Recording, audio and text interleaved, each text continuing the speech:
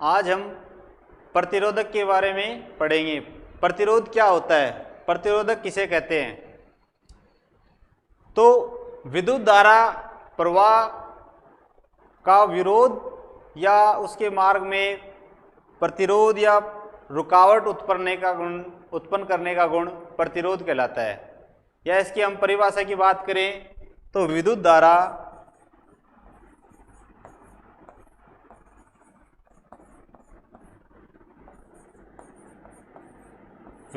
प्रवाह के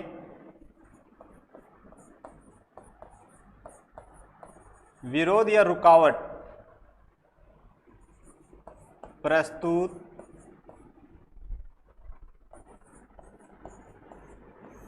करने वाला अवयव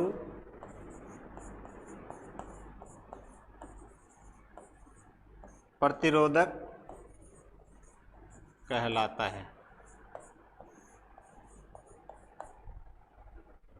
तो प्रतिरोधक किसे कहेंगे? विद्युत धारा के प्रवाह में विरोध प्रस्तुत करने वाला अवयव प्रतिरोधक कहलाता है। तो हमारा इलेक्ट्रिकल सर्किट होता है, वैद्युतिक परिपथ होता है, उसमें करंट फ्लो होती है, तो उसमें इलेक्ट्रॉन के मूवमेंट को हम करंट कहेंगे, विद्युत धारा कहेंगे। तो इलेक्ट्रॉन की गति जो होती है उनको सर्किट में उनके मान को कम ज़्यादा करने का गुण है, उनमें रुकावट उत्पन्न करने का गुण प्रस्तुत करता है, वो कंपोनेंट क्या कहलाएंगे? प्रतिरोधक कहलाएंगे।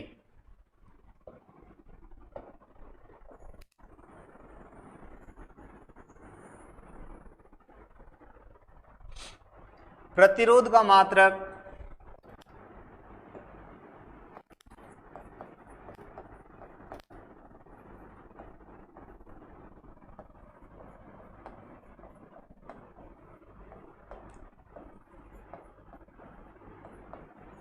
ओम होता है और इसे आर से रिप्रेजेंट किया जाता है और इसका चिन्ह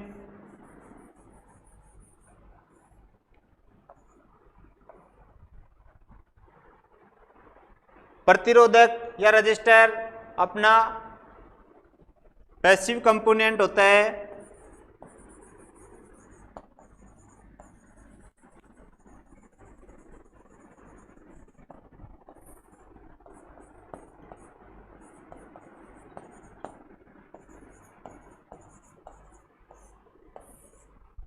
यह अपना निष्क्रिय अवयव के अंतर्गत आता है। निष्क्रिय अवयव के अंदर या पैसिव कंपोनेंट के अंदर अपने आर एल सी आते हैं तीन, और एक होता है अपना एक्टिव और दूसरा होता है अपना पैसिव कंपोनेंट। तो एक्टिव कंपोनेंट क्या करते हैं? अपने जो वैद्युतिक परिपथ होते हैं उनमें ऊर्जा देते हैं, उनसे एनर्जी मिलती है। और पैसिव कंपोनेंट क्या करते हैं? वो सर्किट के अंदर जो वैद्युतिक सर्किट होते हैं उनके अंदर क्या करेंगे? वो ऊर्जा का खपत करेंगे। तो अपना एक्टिव कंपोनेंट के अंदर अपने जो सप्लाई होती है, बैटरी हो गई या अपनी ऐसी सप्लाई होगी, वो एक्टिव कंपोनेंट में आ जाएंगे। और पैसिव कंपोनेंट के अंदर हमारा आरएलसी होगा।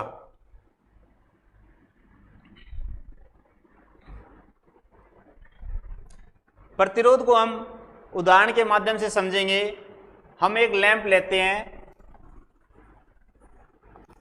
और उस लैंप को सप्लाई से कनेक्ट करेंगे और इसमें हम एक वेरिएबल रेजिस्टेंस लगाएंगे।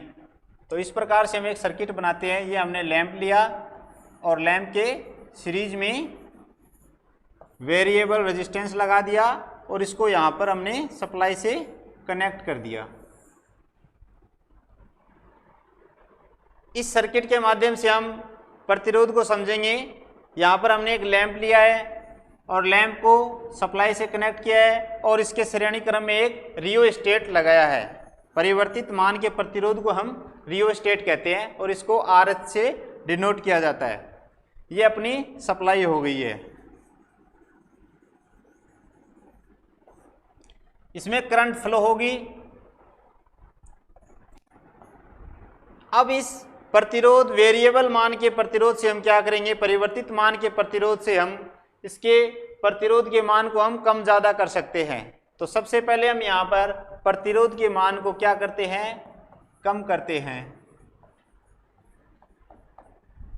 तो यहाँ पर इस सर्किट में रियोस्टेट के मान को कम करने पर क्या होगा, इस परिपथ के अंदर प्रतिरोध का मान कम होगा और इस परिपथ में धारा का मान क्या हो जाएगा, अधिक प्रवाहित होगा। इसके श्रेणी क्रम में कम प्रतिरोध लग गया है तो इसमें क्या होगा, धारा का मान अधिक प्रवाहित होने लगेगी। तो यहाँ पर क्या होगा, अधिक धारा प्रवाहित होने पर ये लैंप आपका क्या होगा, इसमें धारा अधिक प्रवाहित होने पर क्या हो जाएगा, ये ज्यादा प्रकाशित होगा, मतलब हाई ग्लो करेगा या उच्च प्रकाश देगा, हमें उच्च प्रकाशित होगा ये प्रतिरोध का मान कम करने पर। अब दूसरी बार हम क्या करेंगे, यहां पर ये 1 नंबर कंडीशन हो गई, या हम इसको नेक्स्ट पेज पे कर लेते हैं।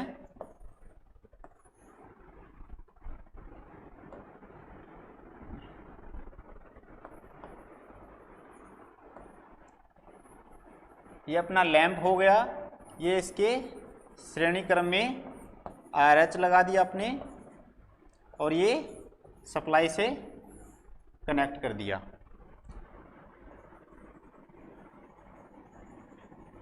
यहां पर रियोस्टेट के द्वारा हम क्या करेंगे, इस बार मैक्सिमम वैल्यू करेंगे, प्रतिरोध के मान को अधिक कर देंगे।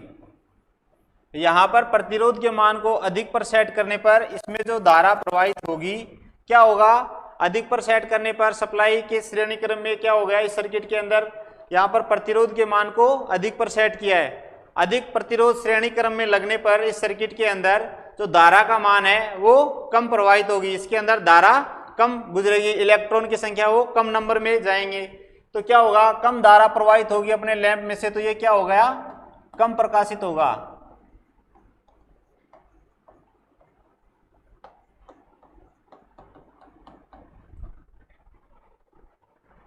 तो अधिक प्रतिरोध जोड़ने पर क्या होगा, ये हमारा लैंप कम प्रकाशित होगा, क्योंकि इसमें धारा का मान क्या हो जाएगा, कम, इस कारण से लैंप भी कम प्रकाशित होगा।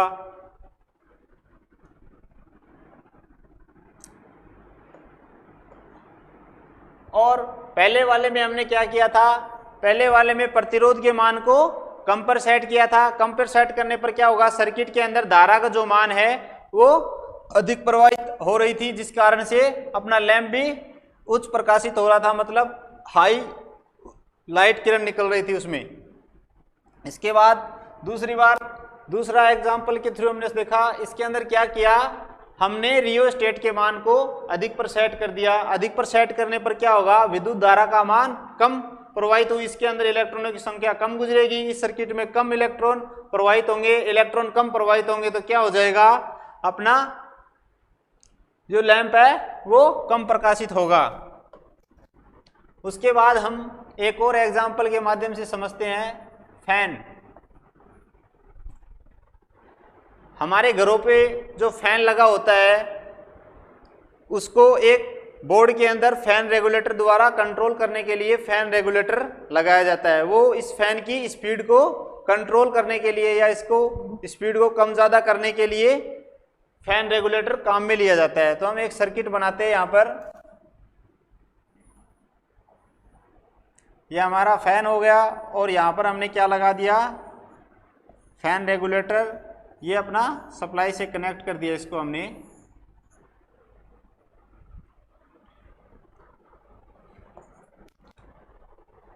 अब इसमें देखो, यहाँ पर जो ये फैन है, ये फैन रेगुलेटर हो गया, ये अपनी सप्लाई हो गई।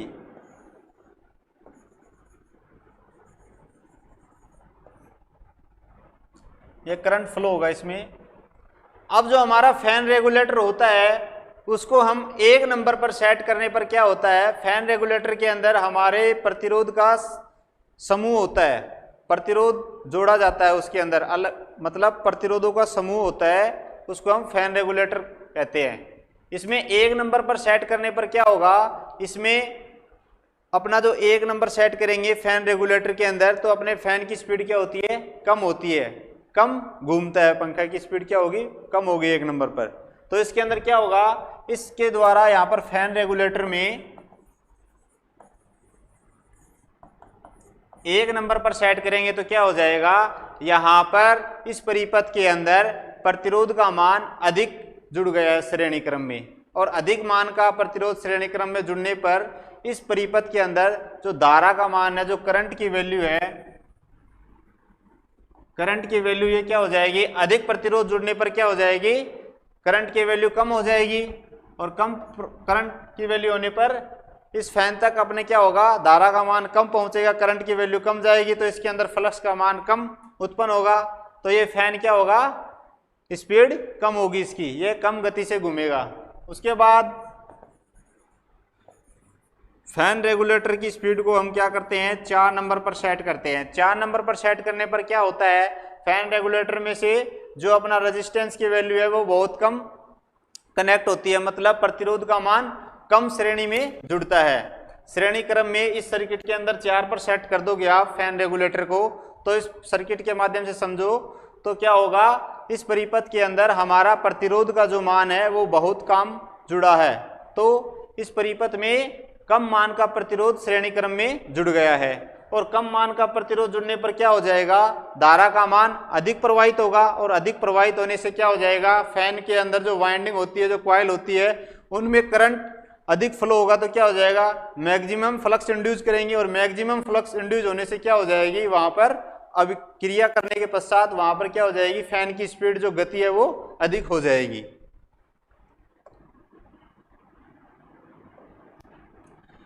इसके बाद हम एक और एग्जांपल से समझ लेते हैं प्रतिरोध को, जो और समझ में आ जाएगा आपके।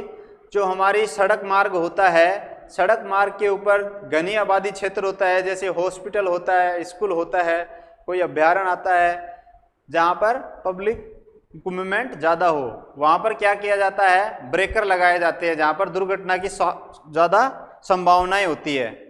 तो जो सड़क होती है, सड़क के ऊपर क्या लगाए जाते हैं, स्पीड ब्रेकर यूज किए जाते हैं। स्पीड ब्रेकर का क्या कार्य होती है, आप सभी लोग जानते हैं कि सड़क के ऊपर जो स्पीड ब्रेकर है वो वाहनों की, गाड़ियों की स्पीड को कम करने के लिए लगाए जाते हैं। अगर गाड़ी तेज गति से आ रही है तो स्पीड ब्रेकर लगा हुआ होगा, तो उसको क्या करना पड़ेगा, अपनी स्पीड को कम करना पड़ेगा, ठीक है, तो जिससे क्या होगी, वहां पर दुर्घटना होने की कम चांसेस रहेंगे।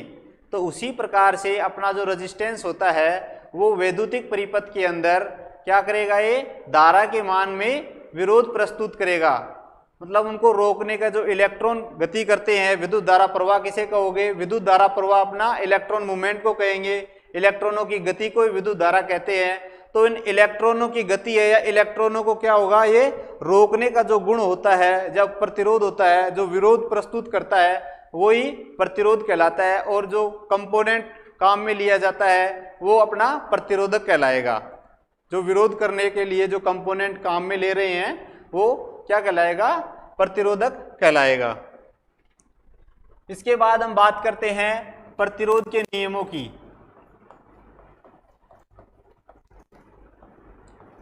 प्रतिरोध के नियम, जो हमारा प्रतिरोध होता है या प्रतिरोध जो होता है ये किन किन कारकों पर निर्भर करता है, किन के मान से कम होगा, कैसे ये बढ़ेगा। तो सबसे पहले हम बात करते हैं 1 नंबर यहां पर लंबाई की।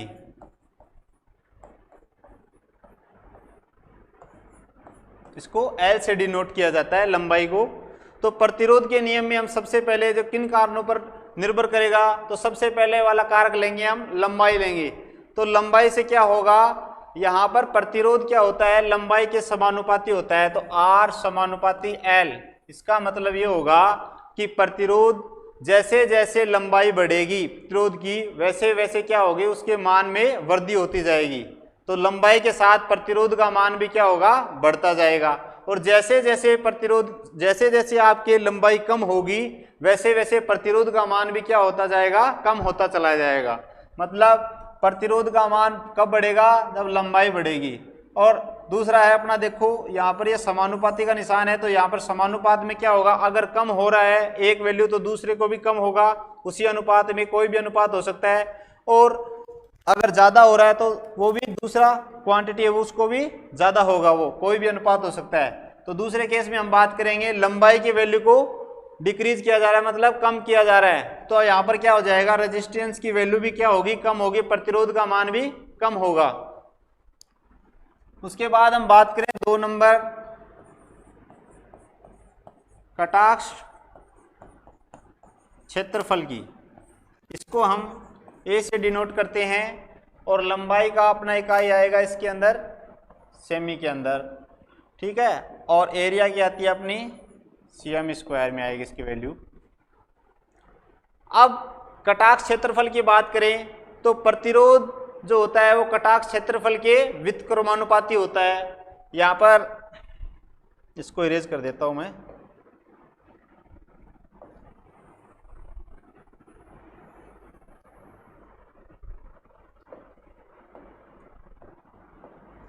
तो प्रतिरोध 1 नंबर लंबाई पर निर्भर करता है, दूसरा है अपना कटाक्ष क्षेत्रफल, मतलब चालक की जो कटाक्ष क्षेत्रफल होगा, पदार्थ का कटाक्ष क्षेत्रफल होगा, उस पर इसको ए से डिनोट किया जाएगा। इसकी वैल्यू cm स्क्वायर में आती है।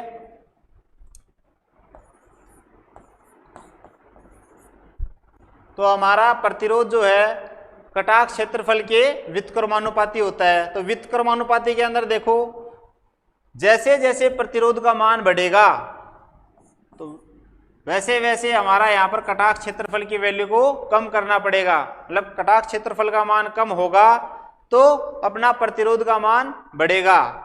दूसरी कंडीशन के अंदर जैसे जैसे कटाक्ष क्षेत्रफल को बढ़ाया जाएगा वैसे वैसे प्रतिरोध का मान कम होता चला जाएगा। यहाँ पर हम देखो, ये 1 नंबर बात करें, ये 2 नंबर कंडीशन की बात कर रहा हूं मैं यहाँ पर। तो कटाक्ष क्षेत्रफल से देखो, यहाँ पर कटाक्ष क्षेत्रफल की वैल्यू कम की जा रही है, कटाक्ष क्षेत्रफल के मान को कम किया जा रहा है, तो प्रतिरोध का मान बढ़ रहा है। और दूसरी कंडीशन के अंदर कटाक्ष क्षेत्रफल के मान को बढ़ाया जा रहा है तो प्रतिरोध का मान यहाँ पर कम हो रहा है।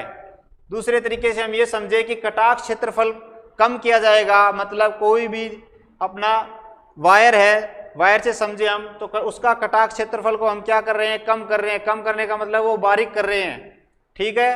तो बारीक करने से क्या हो जाएगा, पतला कर रहे हैं तो उसकी क्या हो जाएगी, लंबाई बढ़ जाएगी। लंबाई बढ़ने से क्या होगा, प्रतिरोध लंबाई के समानुपाती होता है, तो लंबाई बढ़ेगी तो क्या हो जाएगा, उसके प्रतिरोध के मान में वृद्धि हो जाएगी। यहां पर हम बात करें 2 नंबर की सॉरी 2 नंबर बात करें, यहां पर कटाक्ष क्षेत्रफल बढ़ रहा है, मतलब तार की मोटाई को हम बढ़ा रहे हैं। तार की मोटाई बढ़ेगी तो क्या हो जाएगा, अपना मोटाई बढ़ेगी तो उसकी लंबाई क्या हो जाएगी, कम होती जाएगी तार की, तो अपना प्रतिरोध का मान कम हो जाएगा, क्योंकि लंबाई के समानुपाती होता है प्रतिरोध। तो जैसे जैसे मोटा होता जाएगा तार तो वैसे उसकी साइज भी कम होती चली जाएगी। साइज कम होगी तो मतलब लंबाई कम होगी, लंबाई कम होने से क्या हो जाएगा, प्रतिरोध का मान भी कम हो जाएगा।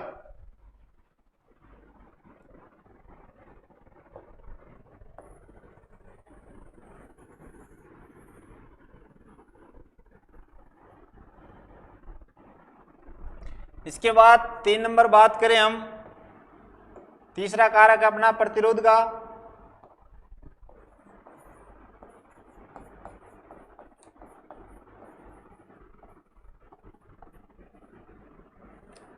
प्रतिरोधकता, तो प्रत्येक पदार्थ की अलग अलग विद्युत धारा प्रवाह में रुकावट करने का गुण अलग अलग होता है उनमें। मतलब प्रत्येक मतलब अलग अलग प्रकार के पदार्थ जो होते हैं उनमें विरोध करने का गुण, जो विरोध प्रस्तुत करते हैं उनका अलग अलग होगा। अलग जैसे कॉपर का अलग होगा, एल्यूमिनियम का अलग होगा, सोने का अलग होगा, चांदी का अलग होगा। इस प्रकार से अलग अलग पदार्थ में विरोध करने का गुण है, धारा के प्रवाह को रोकने का गुण जो होगा वो अलग अलग होगा, तो उसे हम क्या कहेंगे, प्रतिरोधकता कहेंगे। तो प्रतिरोधकता के ऊपर भी अपना क्या होगा, प्रतिरोध जो अपना है वो डिपेंड करेगा, प्रतिरोध की वैल्यू। अब यहां पर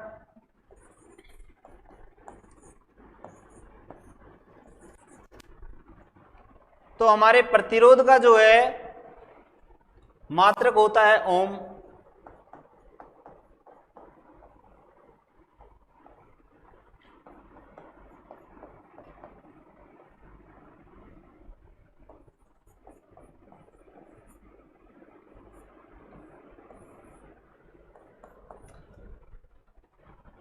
प्रतिरोध का मात्रक ओम होता है। और प्रतिरोधकता का मात्रक क्या होगा, तो इस फॉर्मूले से देखेंगे हम।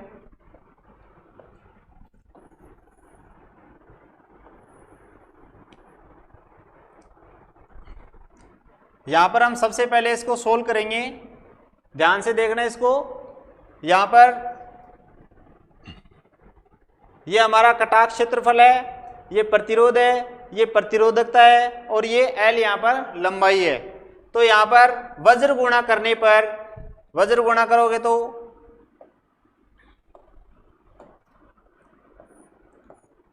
अब इनको वज्र गुणा करेंगे यहां पर, तो क्या आएगा, R गुणा A बराबर रो गुणा L। और यहां पर ये लंबाई प्रतिरोधकता के क्या है, गुणा में है, और बराबर के दूसरी साइड जाएगी तो क्या हो जाएगी, गुणा में हो कोई संख्या बराबर के और वो बराबर के दूसरी साइड जाए तो क्या होगी, वो भाग में जाती है। तो यहां पर ये क्या हो जाएगा, रो बराबर R A अपॉन L। अब इनका मात्रक देखो, यहां पर प्रतिरोधकता का मात्रक क्या होगा, देखो यहां पर रेजिस्टेंस R का मात्रक क्या होता है, प्रतिरोध का मात्रक ओम होता है, गुणा A। यहां पर कटाक्ष क्षेत्रफल जो A लिख रखा है यहां पर ये है कटाक्ष क्षेत्रफल के लिए, तो इसका क्या होगा, सेंटीमीटर स्क्वायर। और जो लंबाई होती है इसका क्या होता है, सेंटीमीटर। यहां पर सेंटीमीटर से ये कट जाएगा, बचा क्या हमारा, प्रतिरोधकता का मात्रक। अब आपके सामने क्या बचा, ये रो बराबर ओम सेंटीमीटर। तो इसका मात्रक क्या हो गया,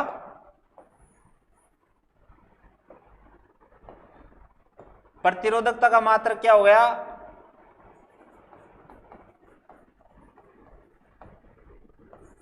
रो बराबर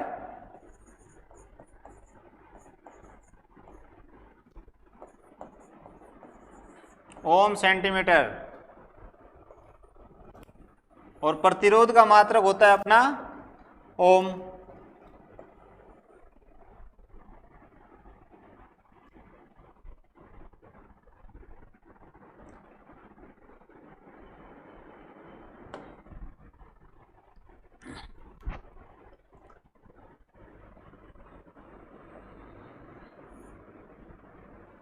इसके बाद हम बात करेंगे प्रतिरोध के श्रेणी क्रम और समांतर क्रम की।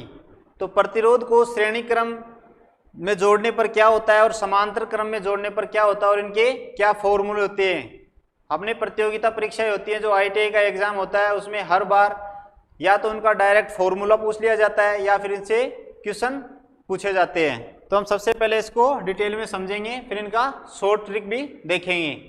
तो हम सबसे पहले बात करेंगे सीरीज की, मतलब प्रतिरोध के श्रेणी क्रम की।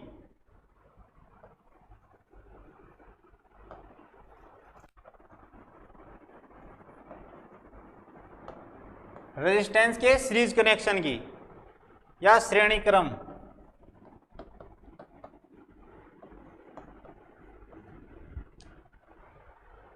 कैसे जोड़ा जाता है प्रतिरोधों को श्रेणी क्रम में। तो प्रतिरोधों को श्रेणी क्रम में जोड़ेंगे तो क्या होगा, उसमें प्रतिरोध का मान बढ़ जाएगा। जैसे यहां पर हम एक सर्किट बनाएंगे, यहां पर हमारे पास ये R1 एक नंबर का प्रतिरोध हो गया, ये R2 दूसरा प्रतिरोध हो गया और ये R3 यहां पर तीसरा प्रतिरोध हो गया। हमारे पास यहां पर 3 प्रतिरोध हैं और इन तीनों प्रतिरोधों को श्रेणी क्रम में जोड़ना है। तो इनके कनेक्शन कैसे होंगे, देखो सबसे पहले हम देखेंगे ये R1 की बात करेंगे। तो R1 का ये पहला सिरा है और ये दूसरा सिरा है। यहां पर दूसरे प्रतिरोध का ये पहला सिरा है और ये दूसरा सिरा है। इसी प्रकार से तीसरे प्रतिरोध में ये पहला सिरा है, ये इसका दूसरा सिरा है। अब हम श्रेणी क्रम में जोड़ने पर कैसे जोड़ा जाएगा, यहां पर देखो पहले प्रतिरोध और दूसरे प्रतिरोध को देखना ध्यान से बोर्ड की तरफ। ये अपना है 2 नंबर पॉइंट, अपना दूसरा सिरा है पहले प्रतिरोध का, दूसरा सिरा है उसको हम पहले दूसरे प्रतिरोध के पहले सिरे से जोड़ देंगे। इसी प्रकार से दूसरे प्रतिरोध के दूसरे सिरे को तीसरे प्रतिरोध के पहले सिरे से जोड़ देंगे। और इसी प्रकार से पहले प्रतिरोध के पहला सिरा और तीसरे प्रतिरोध का दूसरा सिरा ये जुड़ जाएगा यहां पर सप्लाई में।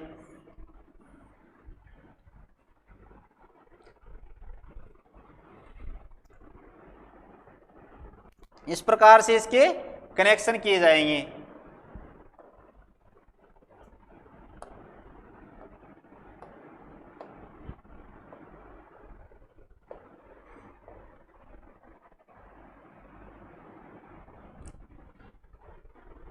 ये हमारा श्रेणी क्रम में 3 प्रतिरोधों को हमने जोड़ दिया है। अब ये अपना क्या हो गया, वोल्टेज सोर्सेस को जोड़ दिया, ये अपना टोटल वोल्टेज हो गया। इसके अंदर अप्लाई करेंगे इस सर्किट के अंदर तो हमारा करंट फ्लो होगा, उसको हम I से डिनोट करेंगे। इसके अंदर जो टोटल वोल्टेज अप्लाई किया है वो VT से डिनोट करेंगे हम यहाँ पर। ये पहला प्रतिरोध हो गया, दूसरा प्रतिरोध हो गया, ये तीसरा प्रतिरोध हो गया। यहाँ पर जैसे ही हमारी धारा का मान है, धारा है जो पहले प्रतिरोध में गुजरेगी या पहले प्रतिरोध में होकर प्रवाहित होगी, तो क्या होगा, विभव अंतर उत्पन्न होगा, जिसे बोलते हैं विभवांतर भी बोलते हैं या वोल्टेज ड्रॉप कहते हैं। मतलब कोई भी प्रतिरोध है उसमें करंट फ्लो होगी तो उसके सिरों के ऊपर क्या होगा, वोल्टेज ड्रॉप इंड्यूस होता है, मतलब विभवांतर उत्पन्न होता है। तो पहले प्रतिरोध में धारा प्रवाहित होगी तो क्या होगी, यहाँ पर वोल्टेज ड्रॉप उत्पन्न होगा। इसमें से धारा प्रवाहित होगी R1 में से, तो यहाँ पर V1 वोल्टेज ड्रॉप उत्पन्न हो जाएगा। पहले प्रतिरोध में से धारा प्रवाहित होने पर वोल्टेज ड्रॉप को हमने V1 से लिख दिया। उसके बाद दूसरे प्रतिरोध में धारा प्रवाहित होगी तो यहाँ पर V2 वोल्टेज ड्रॉप उत्पन्न हो जाएगा। और इसी प्रकार से तीसरे प्रतिरोध में धारा प्रवाहित होगी तो वोल्टेज ड्रॉप उत्पन्न हो जाएगा, उसको क्या कहेंगे हम, V3 से लिखेंगे। तो यहाँ पर हमारे पहले प्रतिरोध के ऊपर विभवांतर का मान V1, दूसरे प्रतिरोध पर विभवांतर का मान V2 और तीसरे प्रतिरोध पर उत्पन्न हुआ विभवांतर मान को हम V3 से शो कर रहे हैं या डिनोट कर रहे हैं। देखो यहाँ पर ये V1 हो गया, V2 हो गया, V3 और धारा का मान, तीनों में धारा प्रवाहित हो रही है। अब देखो इस सर्किट के अंदर हमें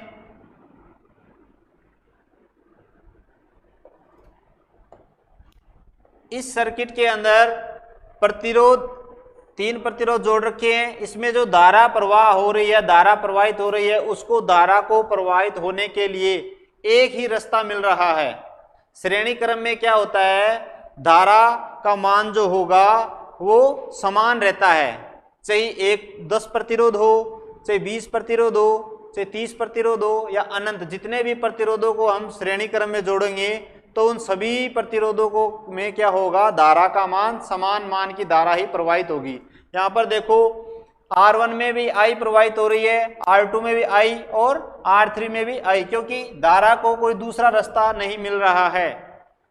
पैरेलल कनेक्शन में क्या होता है, उसमें अलग रास्ता होता है, दूसरा रास्ता मिलता है, तो धारा को दूसरा रास्ते मिलते वो क्या हो जाएगा, पैरेलल कनेक्शन हो जाएगा, तो धारा का मान उसमें अलग हो जाएगा। यहाँ पर एक ही रास्ता है तो उसमें क्या होगी, धारा का मान सेम रहेगा। अब इस चित्र के अनुसार हमारे पास देखो एक, यहाँ पर मैं लिख सकता हूं VT बराबर V1 प्लस V2 प्लस और V3।